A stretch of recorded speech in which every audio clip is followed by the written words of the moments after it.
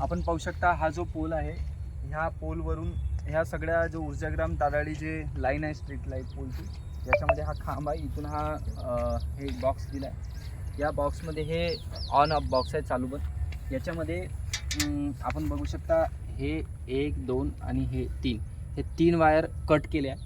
तिकडं जे आत्ता जो आपला केबल होता खालचा आर्मड केबल, तो केबल ज्याने कोणी जमिनीतून काढला आणि त्याला चिरे मारले आणि त्याला नुकसान केलं आणि त्याच्यामुळे काय झालं, याच्यावर सगळा लोड आला. हा बघू शकता इथं हे जळलं होतं आणि हे जळल्यामुळे याच्यावर पूर्ण लोड आला असता आणि हे जळून खाकही होऊ शकलं असतं.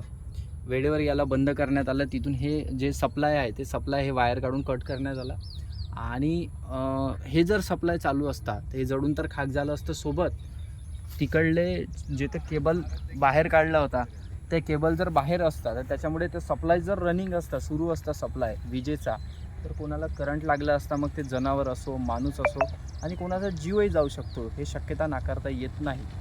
म्हणून वेळेचं भान पाहता वेळेवर हे सप्लाय बंद करण्यात आला. आणि जे 3 सप्लाय आहे, 3 सप्लाय इकडल्या पोलचे आहे आणि हे सप्लाय सुरू आहे. इकडले सर्व पोल सुरू आहे विकास धांडेच्या शेती पुढचे. आणि विकास धांडेच्या शेतीपासून ते ऊर्जाग्रामकडे जाणारे सगळे आता लाईट तात्पुरते बंद आहे याच्यामुळे. तर ही अनहोनी टळली.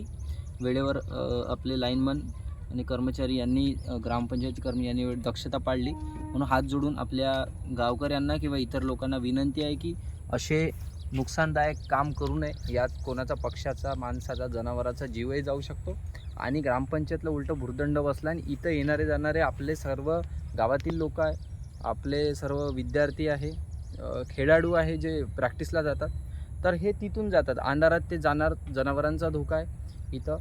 तर त्यांचंच नुकसान आहे, आपल्या पोराबाळांचं नुकसान आहे, आपल्या लोक